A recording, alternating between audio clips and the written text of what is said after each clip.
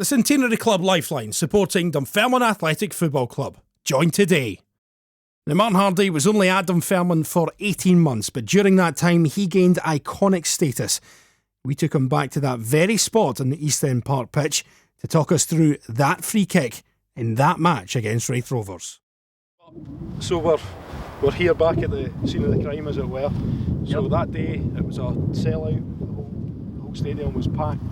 What was the whole build up to the game like? It must have been crazy the whole week. On the Friday we used to do young v old in training, and I think it was the day after was my birthday actually, for the Raith Rovers game. So I had to bring in the cakes and stuff like that, which was a wee treat that everybody always had to do. But Ozzy McCann actually wore this luminous green hoodie in the morning.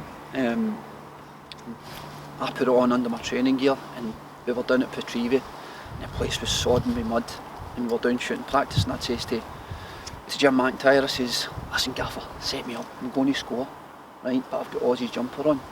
So I done like a cleansing, but I took off my training gear, bang, right in this big puddle, and Ozzy's laughing away, and then when I got up he actually noticed it was his Nike, and he went, "That's my jumper," and I went, "Oh." So we were just, everything was all happy, there wasn't any tension in the training or anything like that. Everything was all just the way Jim and Jerry allowed us to go and perform, just everything all nice and low key on a Friday.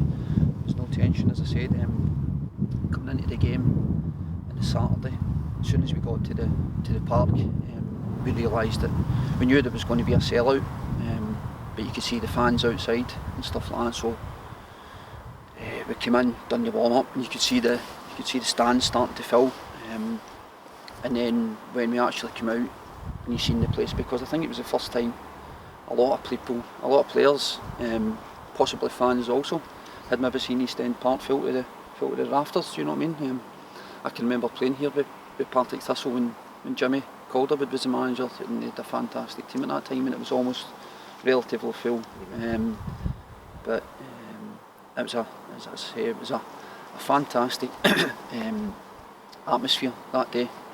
Big build up to the game, and having watched the full game back a couple of times, I don't think there was an awful lot of great football played in the game, but when it's a do or die game, it's just about winning battles, and we won the majority of the battles through that game, individually and collectively as a team also.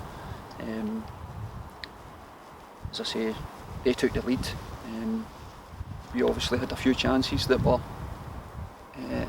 close, but not close enough. Andy Kirk, I think, rattled the bar. Then they go up and score just before half time.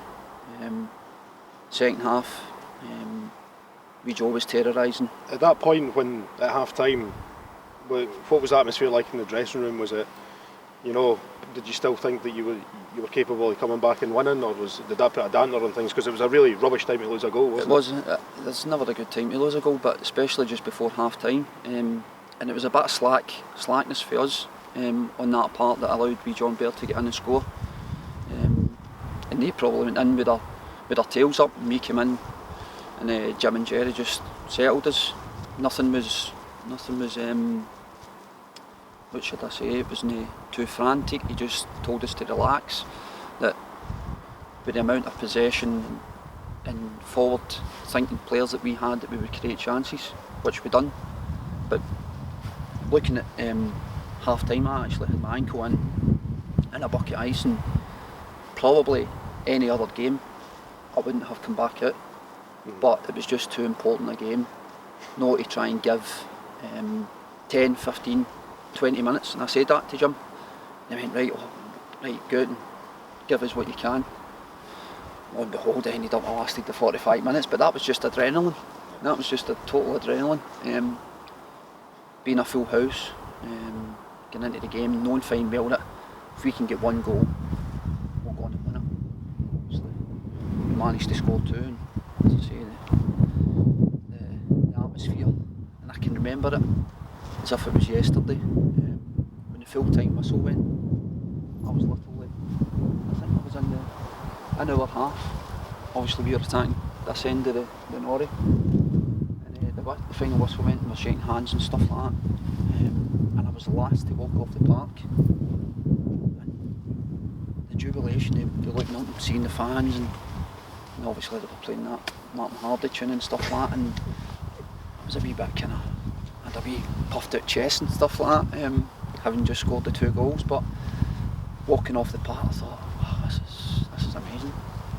First goal was obviously a header from a corner, but the second goal was the one we'll remember. Mm-hmm. There's loads of videos on YouTube from various different points in the stadium. Watched them all. have you, Aye. Do you regularly go back and I always go back, I always watch. That's never 10 yards YouTube clip, because at the time obviously I just had the free kick, it went in, place erupts, we go crazy, do you know what I mean? Do you remember your celebration? I ran to there. No, I went that way. Yeah, you did. Yeah. Because the first goal was a header, and the way I ran off the park, it was my momentum.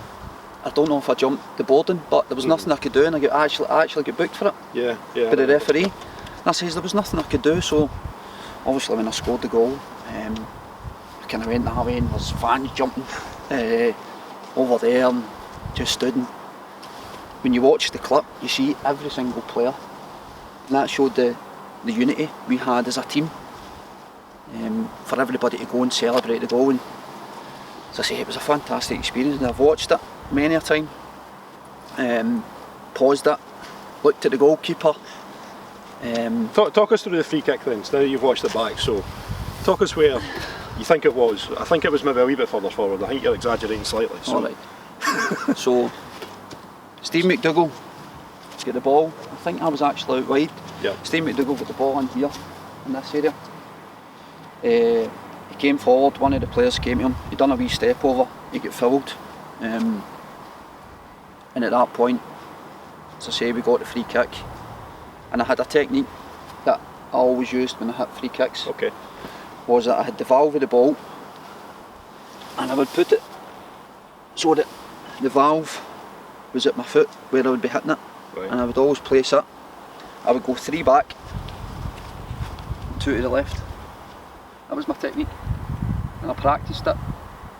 I see people hitting free kicks at all levels, and it looks as if they don't practice it, because they get sky high and stuff like that. And I practiced probably from, I think, about the age 28 when I was at Kilmarnock. Practiced free kicks, practiced curling shots into top corners and stuff like that. So it was something that I knew whereabouts, and I always went over the wall. Yeah. Very rarely did I ever go the goalkeeper's side or whatever. So to say, I'm looking at the ball, and again Steve McDougall's out here somewhere, and I told him, I says, come into the ball and just lean into him, just to give me an extra wee half yard. And I can see the goalkeeper, he's at his post and he's lining up his wall.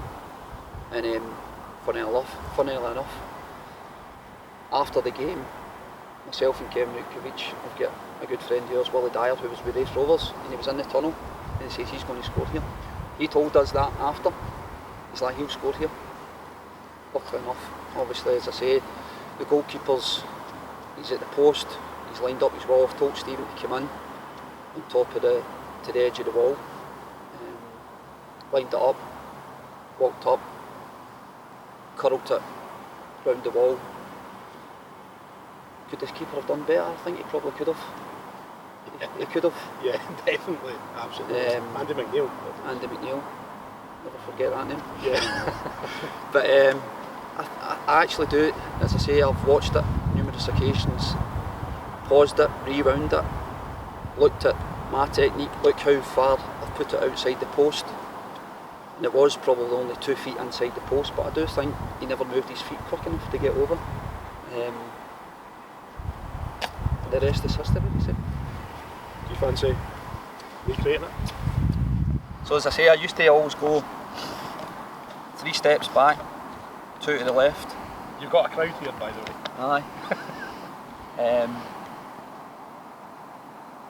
And I would wait and I would focus on exactly where I was wanting to put or for the ball to end up, and I would focus on it until I ended up part of my run up. So this could take about 5 or 6 takes, but we'll get a good bash. Aye.